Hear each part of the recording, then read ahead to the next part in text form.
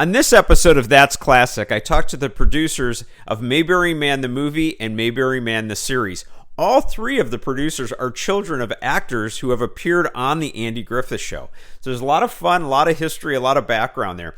And since we did the interview, they have actually shot at the Indianapolis 500, and Al Unser Jr. is in the film. I believe they also shot in his suite. So that's the update. Enjoy the interview. Okay, fantastic. Today on That's Classic, we have a real fun one. We actually have three different guests, but they're all together. They're all producers from the Mayberry Man movie, but they also happen to be sons of people that have starred on the Andy Griffith Show, which is pretty wild. So we have Hoke Howell's sons, and Hoke Howell, of course, was Dud Wash in the Andy Griffith Show. So we have Stark Howell and we have Cort Howell. Nice to have you guys on the show. Howdy. Yeah. Thank you for having us. Oh, you got it. It's a total pleasure. And then at another level, we have Greg Schell, whose father happens to be Ronnie Schell, who was not only in a couple of episodes of the Andy Griffith Show, but then, of course, went on to star in Gomer, Pyle, USMC. So, Greg, welcome. Thank you so much. Great to be back with all of you. Yeah, without a doubt. And I'll throw in, yes, Greg happens to be a very old friend of mine, and he actually, for all you people out there that want a little tidbit, he actually shot the video of my wedding. That is true. So there you go. That's my 6th degree of separation from the Andy Griffith Show. But anyway, today, yeah, I'd love to talk, out of the gates. Why don't we talk just a little bit, Stark and Cort? Your father was obviously very close with Rance Howard. Not only being on the Andy Griffith Show, but he was very close with Ron Howard's dad in writing. Is that true? Yes, he was. Actually, I asked my mom yesterday because my son watches the color episodes of the Andy Griffith Show. Mm-hmm. And, Opie's probably 12, 13. And I know we knew them then, but I said, I don't really have a visual picture in my mind of hanging out with Ron Howard. Mm-hmm. Although we did. And I asked her, do you remember him at that age? And then she kind of gave me a little rundown of when they reconnected after New York and all that stuff. So I was probably 7 when we reconnected with the Howard family. And then a few years later, they became writing partners. But Clint is a year younger. Clint is Ron's younger brother. He's a year younger than me in school. So we did all the sports together, and we're kind of best friends in high school. I mean, I had, different best friends in different areas of my life. And Clint was definitely someone I hung out with a lot. Yeah, I noticed I read the book, The Boys, that Ron and Clint wrote, which, by the way, is an excellent book. It really is. I actually saw your name in there. Yeah, it was in there. Yeah. I had my little 15 minutes of fame, 15 seconds, 15 words of fame. 15 words of fame. Yeah. So I was like, oh, son of a gun. There's Stark. Yeah. Cort, do you, as far as your father, what is your recollection or knowledge of him as Dud Wash on the show? What have you heard? Well, that was before my time. But, it was a great role for him because he later, I guess it was in the 90s, before he passed, he started going to some of these Mayberry events and meeting the fans. And it was like this whole world he had no idea even existed. And so he got to go be a big shot celebrity, in the Mayberry world.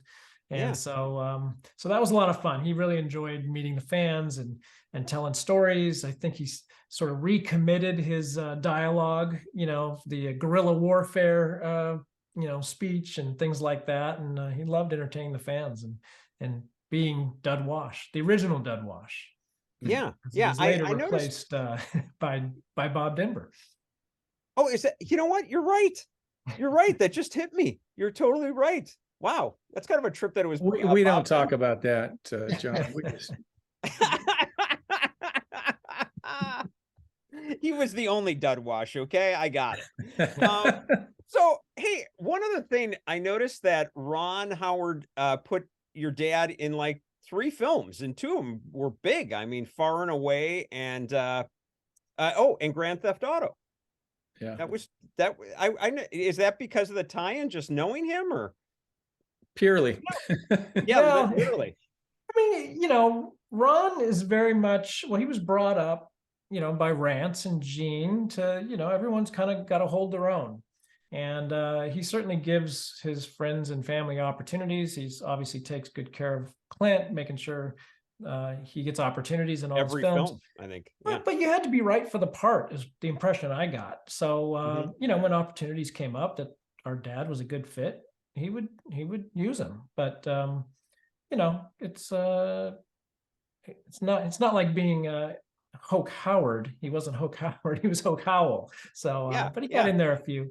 And then Grand Theft Auto, I was probably 12 or 13 at the time. And my dad took me to the set for the demolition derby scenes. Oh, and God. so that was a blast. And I was actually an extra in Grand Theft Auto. Were you? Yeah. Okay, that's like a nice little piece of trivia. I like that. Yeah. I like that. And then of course, as I said, we have Greg Schell, his father Ronnie Schell. Greg, what's your recollection from when you were a kid and your dad, being on both of those shows? What was it always present? Well, what's interesting is, I was born in 1970, so my dad had already sort of done, the bulk of his Gomer Pyle television appearances. He had gone on in my early childhood to doing the Carol Burnett show and Johnny Carson appearances, and he was still traveling around the country opening up for people like Bill Cosby and Kingston Trio and stuff like that. So I came slightly later. However, yeah, my dad was always working. I mean, the one thing about my father, it's been so lucky all these years. My dad's 91 years old now. He looks great. Thank you. And he's still working, which is crazy. He does all kinds of, these talent reviews. He goes to Mayberry Days every year, signs autographs. And of course, that's how, I met Stark Howell. I met Stark Howell before Mayberry Days and told him about it. And that's how this whole Mayberry Man thing was born, because No way. because I told Stark, I said, Stark, you got to, your dad's Hoke Howell. You have to come and see the mania that is Mayberry Days, and come and sign autographs for your dad, and he probably was thinking to himself, what are you talking about? Why would anyone be interested in my autograph or signing for my dad? But he did. And I think that was like the seed or the genesis of the idea to create a character who suddenly gets thrown into a Mayberry festival, total fish out of water. I mean, I'm giving the plot away for Mayberry Man, but that is how this all started. And getting back to my father, to answer your question in a roundabout way, yes, I was always growing up, me and my brother, having to see my dad in different commercials and television shows. And it was different. It was a very different kind of childhood, because we had people like Don Knotts and Tim Conway and Harvey Korman and Mel Brooks and all these people over to our house for dinner when we grew up in Encino. I had no idea that they were any different than anybody else's families. I just thought, well, that's Uncle Don, that's Uncle Mel.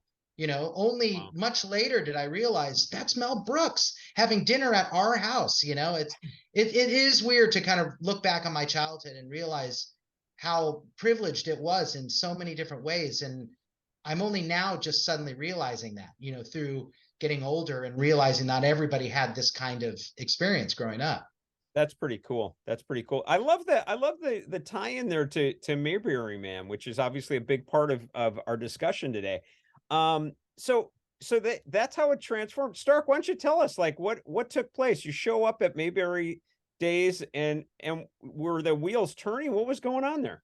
Well, Greg's right. I thought no one wants my autograph, but I kind of gave in and said, if you can get me an invite and they'll fly me there, thinking they're nuts if they spend money on flying me out, right? If they fly me there and put me up, I guess I'll show up. I have some photos, some old photos of the show. And I said, I suppose I could sign those. So I sent the lady the photos. They loved it. They set me up, and Greg's warning me ahead of time. This is like a whirlwind week. There's nothing like it. And, by the end of it, as Greg and I would talk during the week, I'm like, there's a story here. I could write something, and I bet we could get some crowdfunding from the fan base too. And it just kind of snowballed from there. We had dinner one of the last nights. Laura Hagen, Maggie Peterson, and a few others were at the table. And Greg, of course, is outgoing, right? So he's like, Stark, tell him about your idea. It's like, okay, well, I was thinking I'd do this, and everybody went, oh, that sounds really cute. You should do that. So I went home and started typing away, and 3 or 4 months later, I had a first draft of Mayberry Man. And one thing that I noticed about Mayberry Man is you really went out of your way. You didn't just go, you know what, great, we've got this title, we'll use Mayberry, whatever. You like really tied it in for the fans. I mean, as you said before, you had a lot of nuggets. Well, I am a fan, so it wasn't hard. So what would I want to see? And there's a scene that's about 6 seconds on camera, was probably the hardest, most labor intensive to design and create. And that was like the storefront of Crowley's Market. Mm-hmm. And because the traffic was so loud, this market set was on Highway 36, which is Harley Davidson, thoroughfare. Yeah, we couldn't really shoot any dialogue scenes there. So, and it got 6 seconds on screen, but that was a labor of love. I made sure that every prop looked identical, and so I'm hoping I think the fans appreciated the extra effort making Floyd's barbershop look like Floyd's, to the to exact proportions as far as lettering and coloring and I did it because I would want that as a fan. I would want to feel. I always try to figure out, well, what do I want the audience to feel and think, and what do I want the response to be? And then, okay, I know what I want it to be. How do I get it? How do I get there?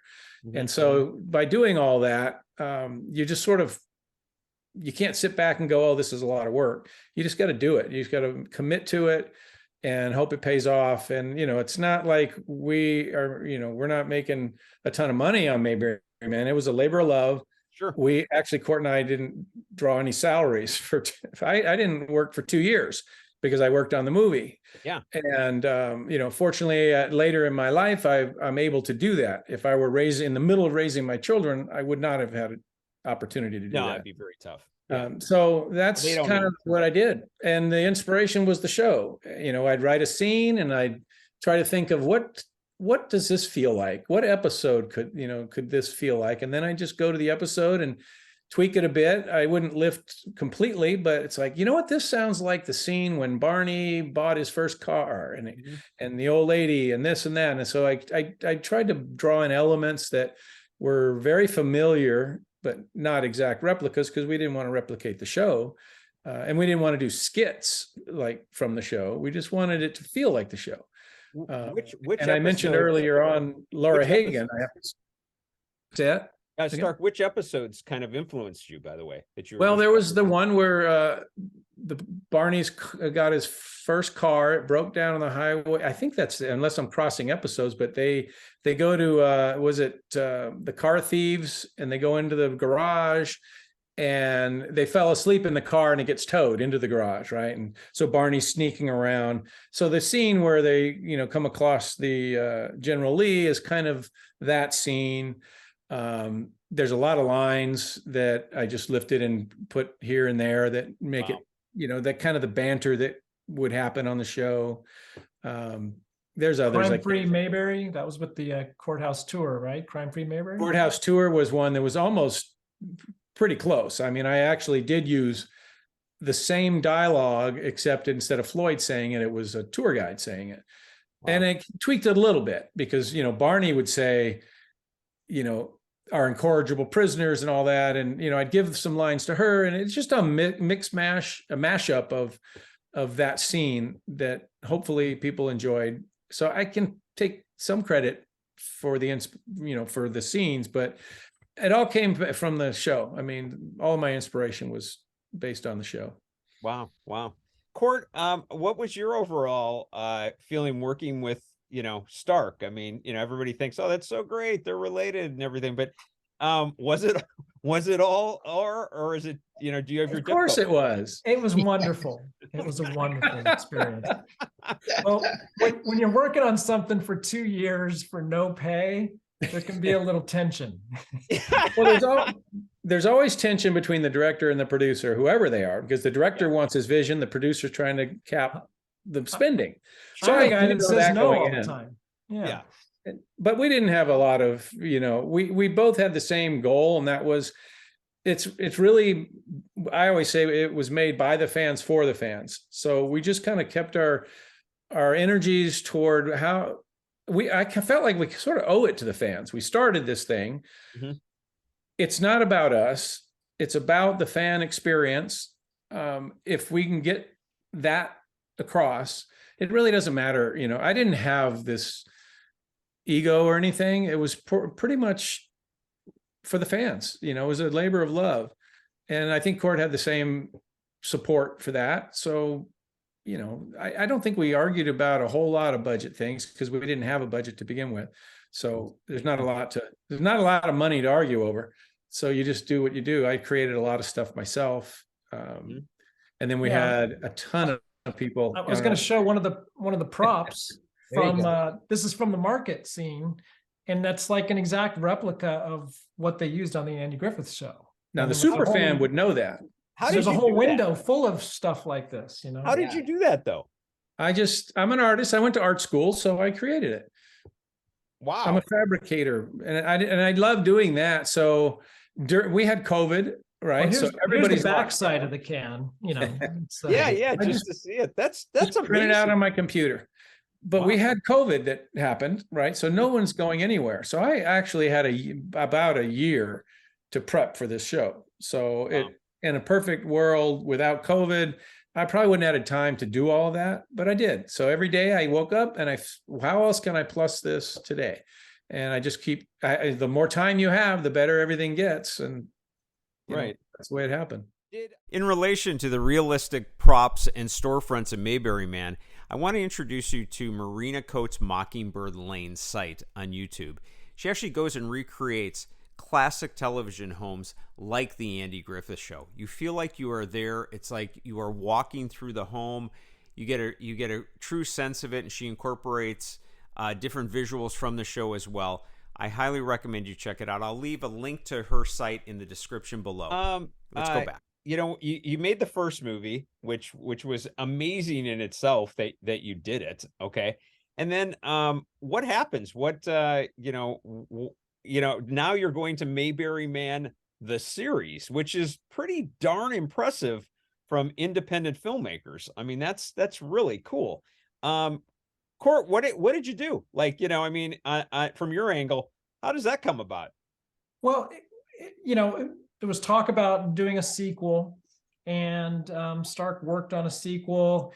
And the way it was going, there's just so many stories you could tell in this new modern day Mayberry. And so then somewhere along the lines, the idea, well, what about doing it as a series? And our distributor said, yeah, we could sell a series. And so we kind of started working in that direction. And this time we did crowdfunding again for some of it, but we also, found private investors. So we're a little better funded, although it's a much bigger project. And, but the really cool thing about Mayberry Man the Series is because of the pandemic on the movie, we lost a lot of the talent that were connected to the Andy Griffith Show that were supposed to be in it. And Greg's father was one of them. People couldn't travel because of COVID and all that.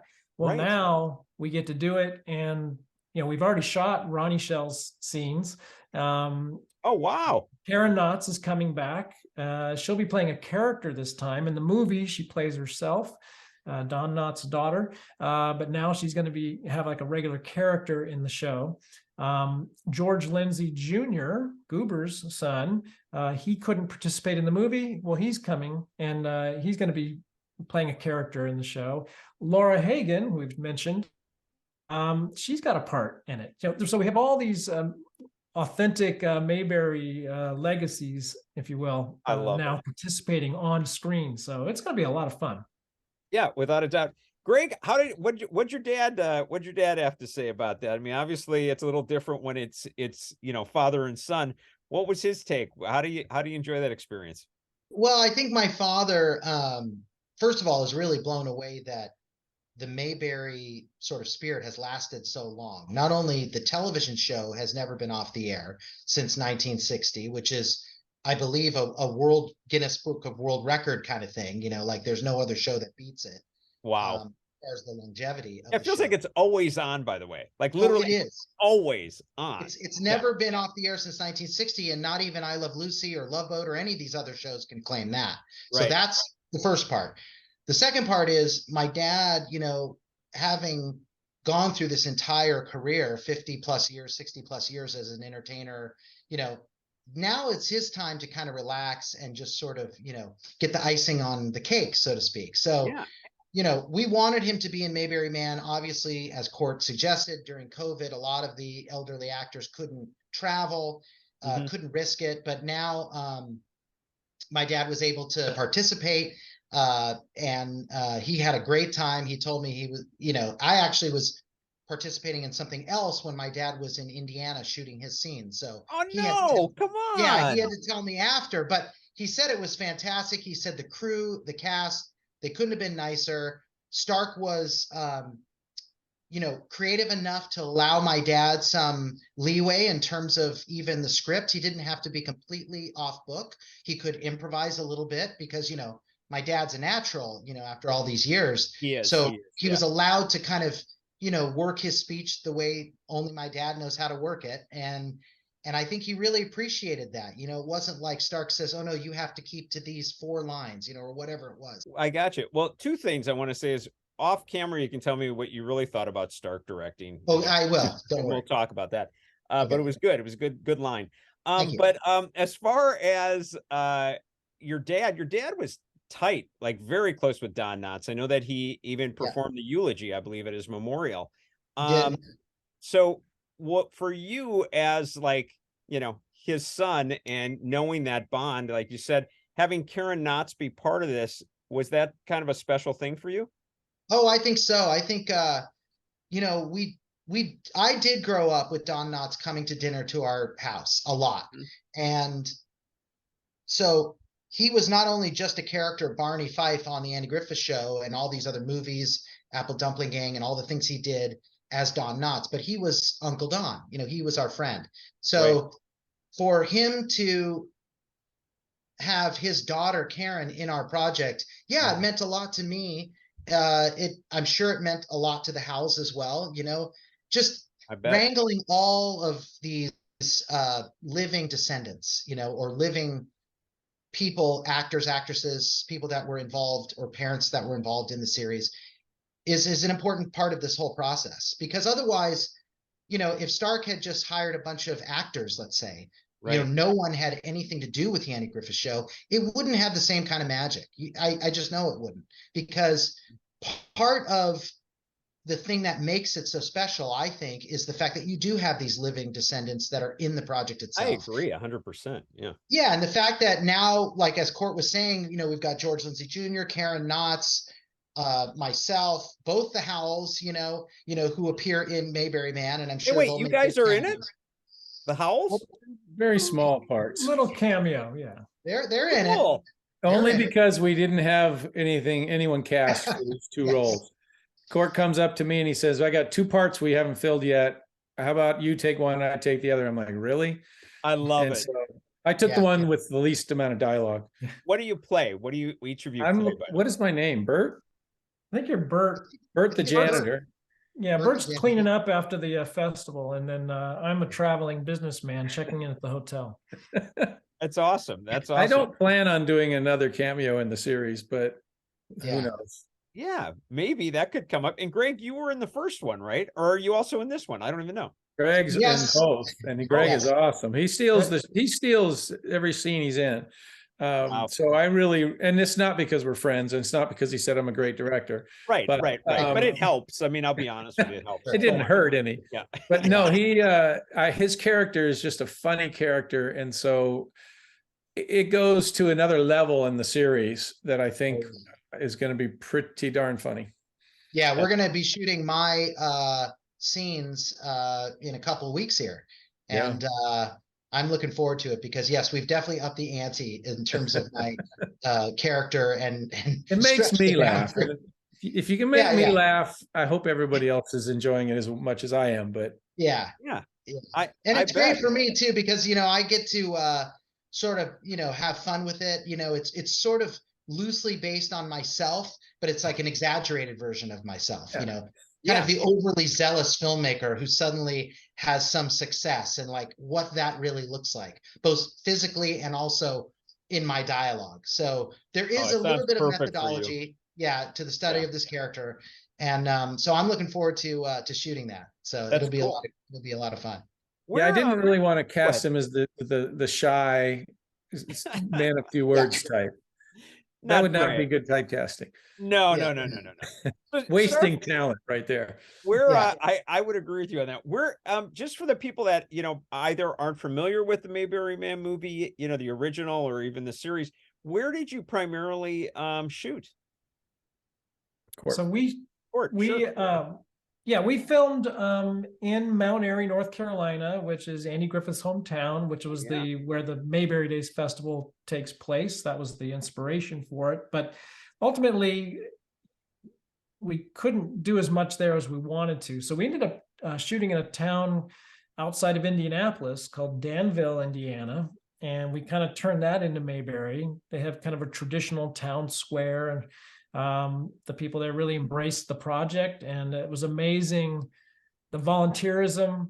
And I mean, people showed up with their classic cars, and people worked tirelessly, 12, 14, 16 hours a day, just volunteering. And it was quite the community effort. And so that's where we shot the bulk of it. There's some scenes that take place in LA. So we shot a little bit in Los Angeles. And this time around for the series, we did go back to Danville, Indiana and Mount Airy, North Carolina for some of it, but we're shooting a lot of it in Los Angeles this month. So interesting. And I should also mention that in Danville, Indiana, they did have their own Mayberry festival there called Mayberry in the Midwest, which was sort of a smaller version of Mayberry Days. So they already had a big community following of Andy Griffith Show fans. So when we sort of looked at Danville and obviously Cort and Stark had said, this is great. This is a beautiful town square. Yeah. And it already had the history of having a festival there dedicated to the Andy Griffith Show. It just seemed like a perfect fit. And so when these people did show up with their classic cars for our big parade scene, it was amazing. I mean, there must have been 75 to 100 cars that showed up that day. Oh my God. Yeah. People dressed up, they did the tribute thing. There was an Aunt Bee, there was Goobers, there was Barney's. I mean, it was like the entire town showed up for our Mayberry Man movie because they got robbed of the Mayberry in the Midwest Festival because of COVID. So we kind of resurrected that festival feeling that whole weekend. And so, we were really lucky in that sense. And Danville's a great little town. So they got to see the behind the scenes, of making a movie. So they got a little bonus that I think they all enjoyed, just being flies on the wall and watching the process. So that was sure. Cool. Yeah, what an opportunity. What a smart move to shoot there. Well, and then they get to see themselves on the big screen, which has got to be mind-blowing. Like I've had so many people come up to me and they live in small towns in Indiana, farms and whatnot. And they said, if you would have told me 2 years ago that I was going to be in a movie, there's just no way to even see that coming. That's so cool. But the Andy Griffith Show opened up they didn't do it for me. I mean, nobody really knew who I was. I think we got the support because of our parents. So they felt like we weren't going to mess it up too badly. I mean, there's no telling. I mean, I could be the worst director on the planet. They didn't know that. Right. But they at least knew my heart was in the right place and there was a connection to the show and I felt a sense of, responsibility. So that's why they came out, because they wanted to support me because I was supporting the show, and, they didn't know anything about me or Cort, or they knew a lot of them knew Greg from 5 years of going to the Mayberry Days. Right. And that's so another sort of our ambassador. Too. Yeah, and another good point too is to a lot of these super fans, the Andy Griffith Show is something very sacred, and anyone who comes in to try to emulate or try to do something that's based on the Andy Griffith Show, you already have a big target on your back, because they're going to say, hey, don't trample on our sanctuary, you know? Right, right. So I think Stark knew that ahead of time, and he was very careful, and we were all very careful in making our first movie and with the series now, to not do anything that would be outside the spirit of Mayberry, because we're trying to honor everything that we can about the Andy Griffith Show, because the Andy Griffith Show is a special thing, and it'll never be repeated. It'll never be duplicated. All we can do is make something that would make Andy Griffith Show people proud, and then hopefully we've done that. Yeah, it feels because like that's a large part. Yeah, it's a huge part, and you don't realize that going into a creative project. People could have just said, "Oh, we're going to do whatever we want. It's our project," but then you'd have a ton of Andy Griffith Show fans saying, "This is terrible. Like, we would never support this." So we wanted to make sure that when we made the movie, and now continuing with the series, that we continue to honor that spirit, that tradition, and I think it comes across. So yeah, it certainly feels like it. Stark, for you, obviously, from what I recall from the first film, you're working with and of course I blank in the middle of the podcast here, but the people that recreate the original characters. Tribute artists. Thank you, tribute artists. That was it. I have to edit that. No, I'm kidding. But the tribute artists, how was that for you? Because that's kind of a unique deal as a director, to be working with tribute artists, not just actors. How did that play? Well, the first thing that I had to find out was if Floyd the barber, who does tribute artist Floyd, he's been doing it for 20 plus years. I asked him before I even wrote a stitch of dialogue, if I write a movie, could you play Floyd? I know you can do that. Would you play Floyd? But could you play a guy playing Floyd? Because you won't be Floyd 100% of the time. So you'll have to be a person. You'll be acting. You'll have to hit marks, and there's going to be a camera. Do you think you could do that? Because I needed glue he had to be the glue. And he said, yeah, I think I can do that. So that was the first thing. But as far as the tribute artists, I didn't have to do a thing, because they knew exactly how to be these characters. None of them, it's unlike one of the episodes where Hollywood comes to Mayberry and everybody gets all gussied up. Yeah, that's what I was Nobody did anything weird. They just came as they normally do, and they became those characters. I didn't have to direct them. I mean, that was the easy part. Wow. No problems whatsoever with any of them. Well, were they all close, by the way, Cort? Were they like close group?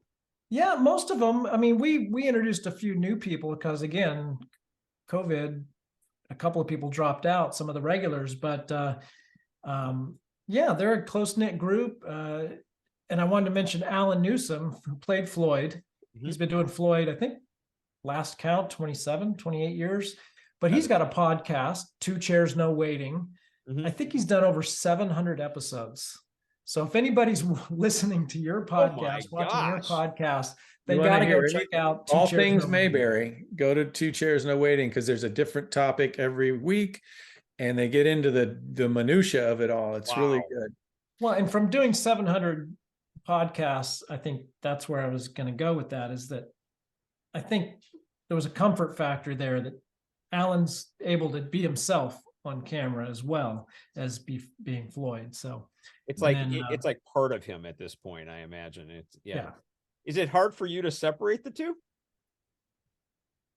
What do you mean? Well, sometimes when somebody does, they've been that involved, they recreate it that much. Are you always, is it like, oh, I'm talking to Alan right now, or oh, I'm talking to Floyd?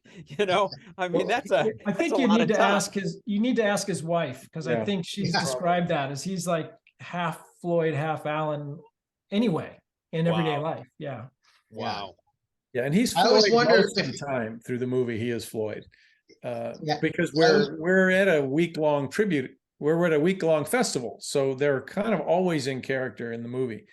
In the series, now we get to see what Floyd's day job is, and Alan said that was a little more challenging for him because he had to be Alan, and his character name is Alan, also in the series. So, oh wow. So now he had to be not, but I made it a little easier on him. I said, I don't want you to be 100% Alan. I want you to keep about 40% Floyd in your persona. Yeah, because I don't, not, no offense, but maybe no one thinks Alan is all that interesting, but they do like Floyd. So, you know, you can go into your Floyd when you need to, just keep entertaining. But he did say that was he had to be, he had to pay more attention, because he can always go into Floyd. No problem. You want Floyd, he'll go into his regular routine. But yeah, and you get to see what all the tribute, well, not all of them. You get to see what the Barney tribute artist does on his day job in the series. Who else do we go by? Gomer. Gomer. We know what Gomer does for a day job. Oh, that's cool. So we're kind of getting more into, okay, festival's over, but we're still in the town of Mayberry. Mm-hmm.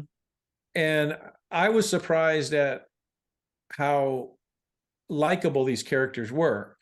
Because I'm not a comedy writer, and I don't know that it was laugh out loud funny on the page, but when they put flesh on it, you really started to like these people. And that's when everyone kept coming up to me going, "You're going to do a sequel, right? You're going to do a sequel." They usually want a sequel when they want to see more, right? So they liked it. Sure. And so it gave me an opportunity to say, okay, now in the town of Mayberry, we'll give these folks some depth and give them lives outside of a festival.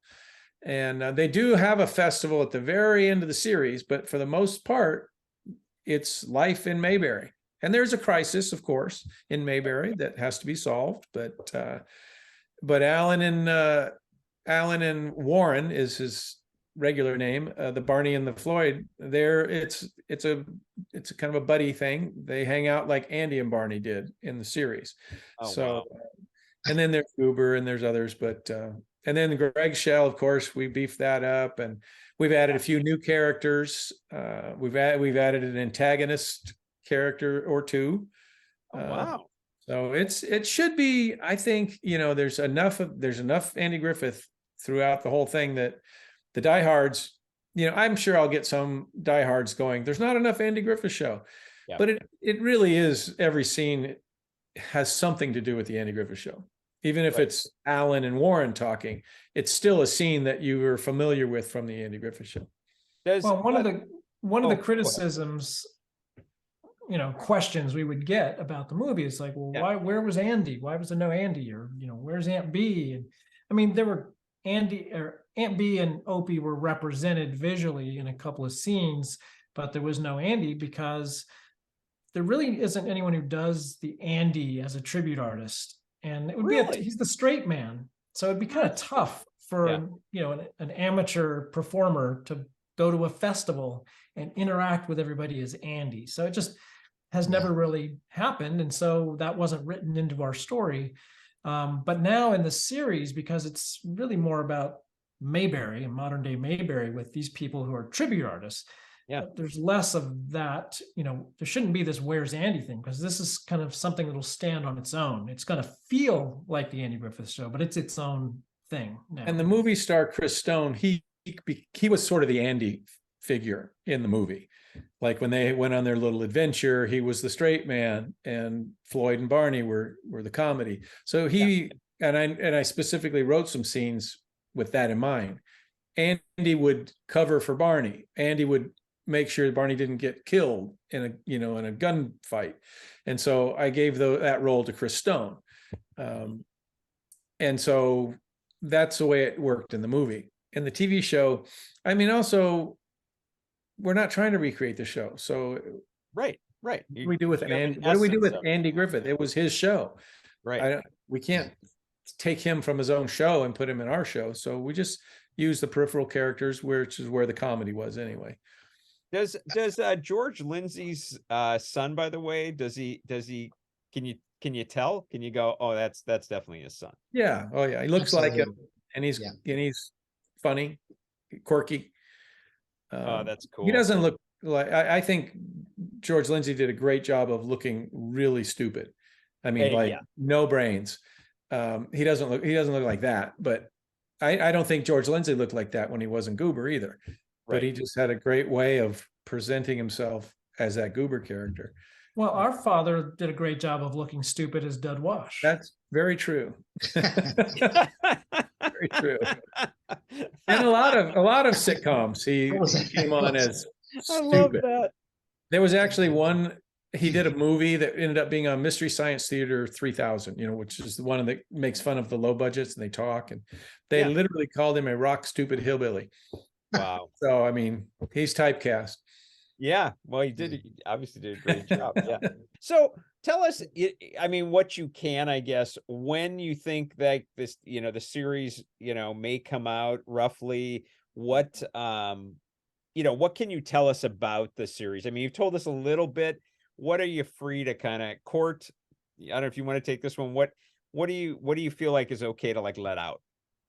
Well,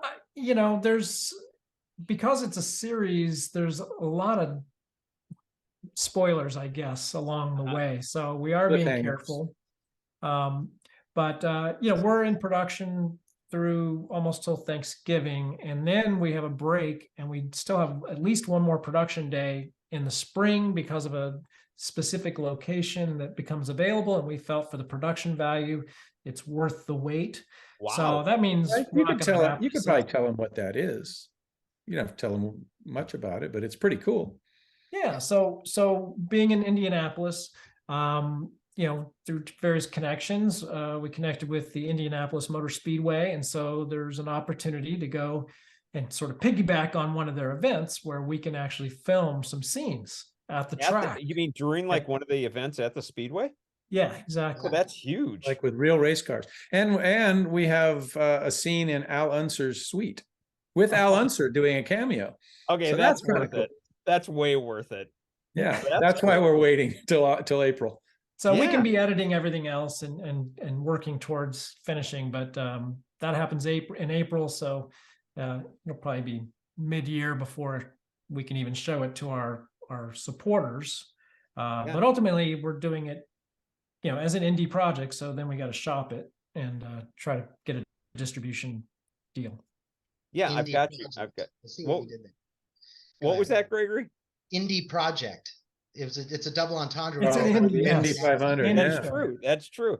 It's funny. You talked about that raceway, and one of the things that I'd seen, I don't know, months back, was Don Knotts. One of the things that he did, he actually sponsored like I want to say it was like either a motor oil, or it was like go-karts. It was like a go-kart company, something like that. It was just so random. And he was at a racetrack, and he was with the little go-kart, sitting there. So I don't know. Well, for years, Jim Neighbors sang at the Indy 500 every year back home in Indiana. That was a tradition at the Indianapolis 500. Oh my God, I never knew that. I used to watch as a kid growing up. They'd always televise the Indy 500. I never picked that up. Oh, that's pretty wild. Jeez. Okay. Yeah. I like it. I like the tie-in. So for the first movie, Mayberry Man, we're like Andy Griffith, can't even say it, as an Andy Griffith fan, where can you go to see it right now? Where is it shown? So right now it's available on Amazon Prime for rent or purchase. But we did pick up distribution, and basically the first of the year, it'll be out in a whole bunch of places for streaming. In particular, it'll be on PureFlix, which is like a faith and family subscription, the Netflix for faith and family. Yeah, it's perfect. And actually, it'll be on all your iTunes and Google Play and all that stuff January 1st. But right now it's on Amazon. Okay, that's pretty nice. Are you as you're going forward, is it kind of like, okay, that'll be your last scene at the Speedway, or are you still kind of writing right now? Where are you at? No, that's it. We have a 5-episode season 1. Oh, wow. And the idea is to do it so well that we can get some funding for a season 2. But even, with our investors, we're underfunded. We're still doing it as a low budget, cutting corners wherever we can kind of thing. Not that we want to, spend like crazy in season 2, but I don't know that I would want to do another season with the budget we have, because it's just too hard to pull off.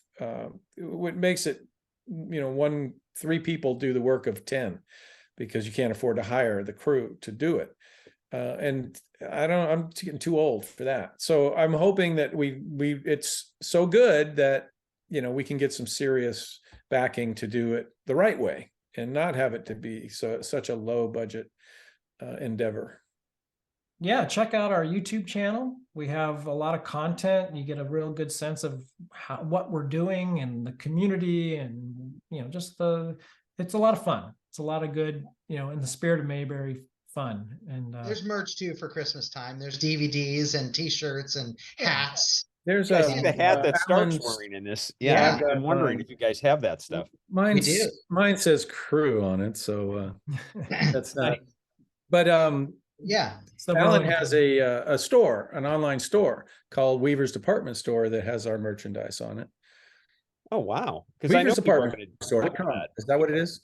weaversdepartmentstore.com. Yeah, they've got all kinds of Mayberry stuff, not just ours. I mean, it's crazy. Yeah. Wow. So what I think this is on any series, any movie that you do. What would you say was the hardest aspect of this for you once you got shooting? I mean, I know that getting the money, getting it going, writing it, and all that's very difficult. But once you started shooting this thing, where did you run into, your biggest issues? The movie? Yeah. Or the series? Oh, the series. I'm sorry, the series. Yeah. Series was probably locations. We had not a lot of problem during COVID securing locations because nobody was going to work. The town was pretty shut down. Yeah. A little different now. So, we had the town square again, but this time the town square has a courthouse in the center of it. There was a murder trial going on. So it's like, we were restricted on what we can't block off the roads. We can't do this. We can't do that. And then we lost, and one night we were planning on shooting. They said, well, the verdict is they're deliberating now and the verdict should be tonight. And we've got SWAT teams on the roof. We were planning a Christmas tree lighting ceremony, and they've got SWAT guys, snipers set up. So we had to relocate, which means we had to re-scout all over again, as if we had time.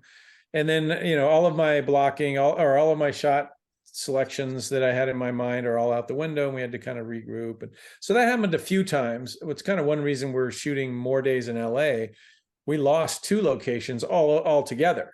We couldn't even shoot. So we had to reschedule the actors, reschedule everyone. So I'd say just the logistics of getting the crew, moving the crew around is tough when you only have, a limited amount of production vehicles or people to drive them. And so everybody really volunteered, and they were working from sun up to sundown and then some.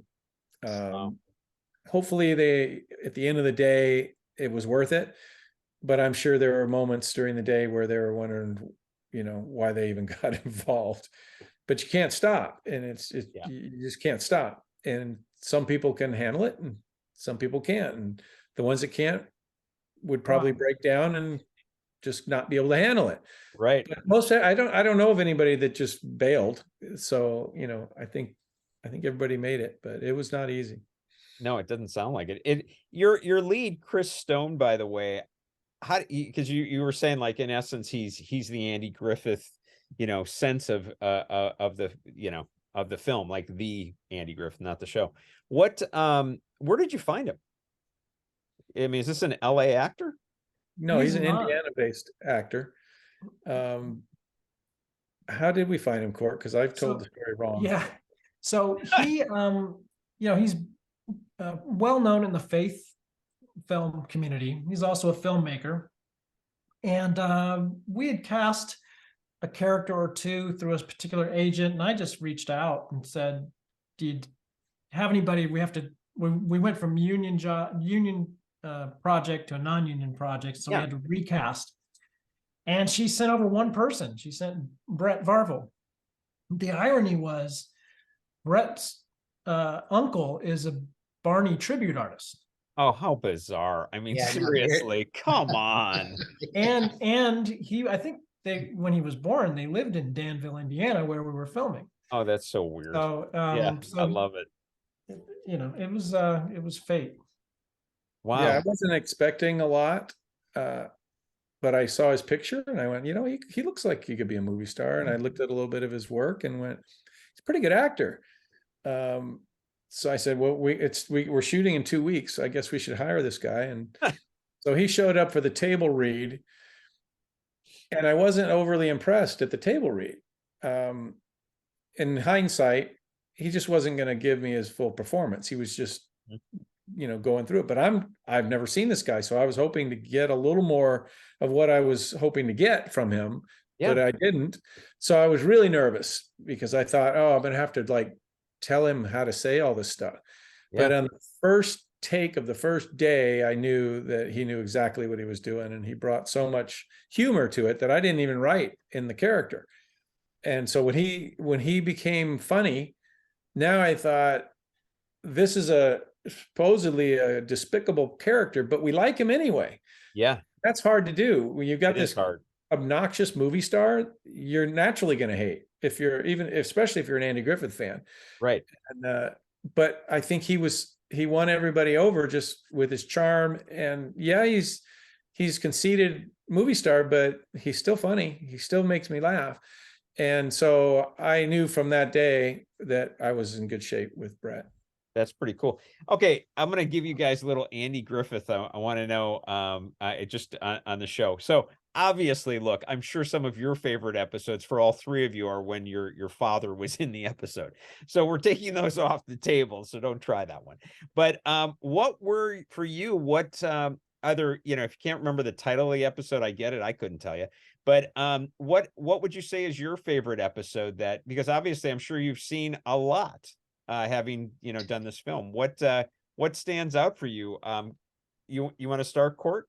Which one for you? Yeah, my favorite's Convicts at Large. I just I think I know that one. Floyd and Barney in that, and the convict ladies. It's just I never get tired of it. I love it. Hey, Google, what is the good Andy Griffith Show? I'm just kidding. I think, I'm going to jump in next. It's the Haunted Mansion episode, because really, I think it's maybe the only episode I've watched all the way from beginning to end. Wow. You're no longer a producer on this project. I know. I'm so guilty. No, I've believe it or not, I did do like a marathon weekend of Andy Griffiths down in San Diego, because some friends of mine found out that I wasn't very familiar with the show. So they said, okay, we're sitting you down in this chair and we're going to force you to watch all these episodes. So I watched like 25 episodes, I think, in one weekend, or 30 episodes. I mean, not hard to do, because once you get it, you're like, oh, I want to see another one. I'd see another one, another one. But I still love the Haunted Mansion one the best, when they throw the baseball through the window and they have to go in and, because I'm a big Halloween fan, so it just makes sense that, Haunted House, it was the perfect themed Andy Griffith Show episode for me. Oh yeah, I love it too. Stark, how about you? I think mine was the Foster's furniture polish episode. No, I'm just kidding. That was that's the one. I was just gonna say. Thanks, Stark.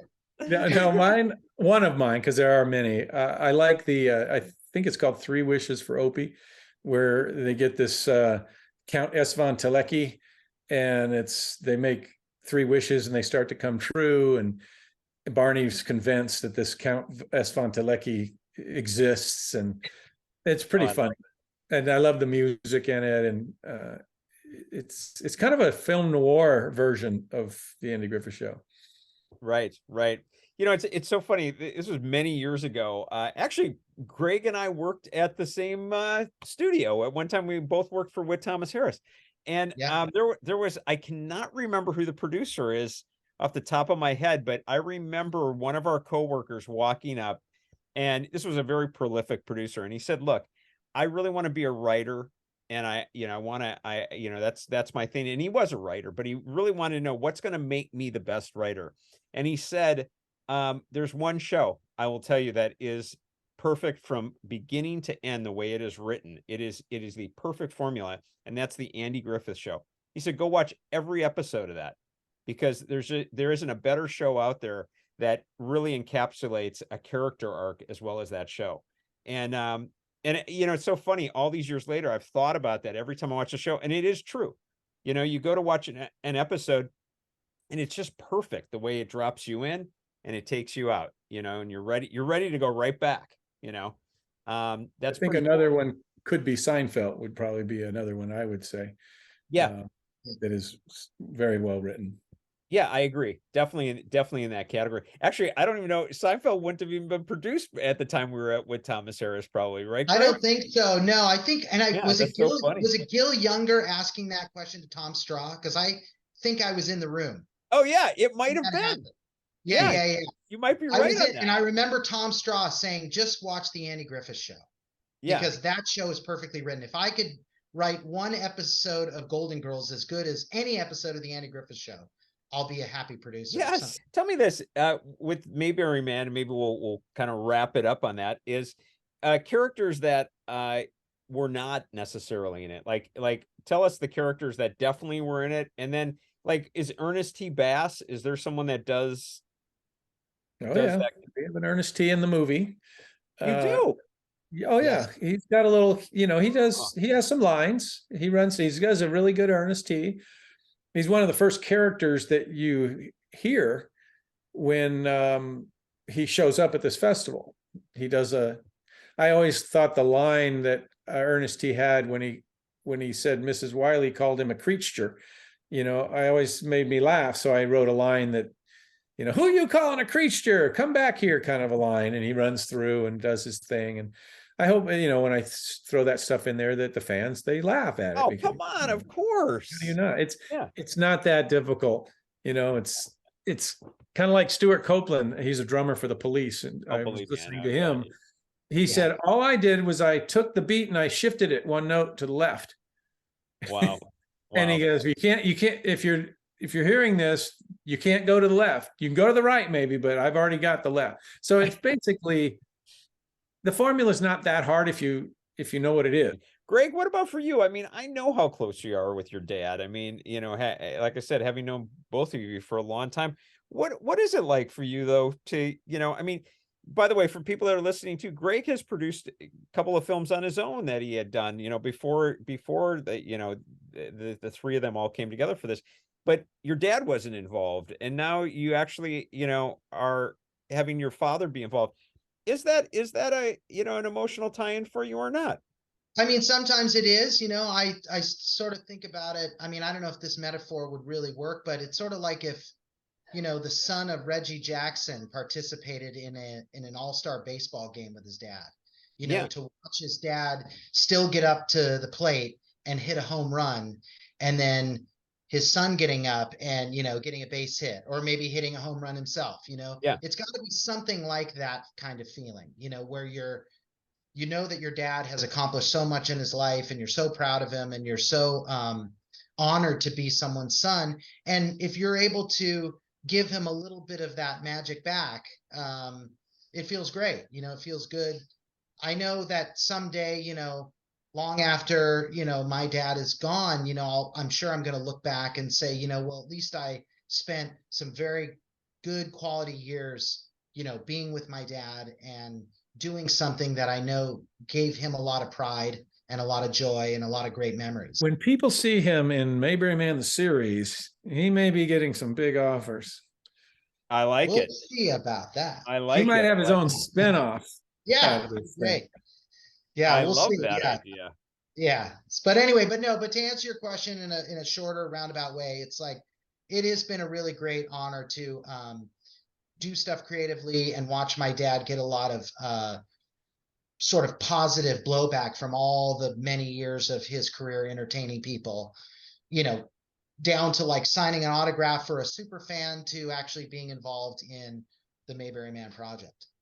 That's cool. That's really cool. Well, guys, I mean, I really appreciate you being on. I mean, I loved it. For those of you that don't know, we actually did an original one of Mayberry Man, the movie, early on, but I had such a bad connection that we had no video.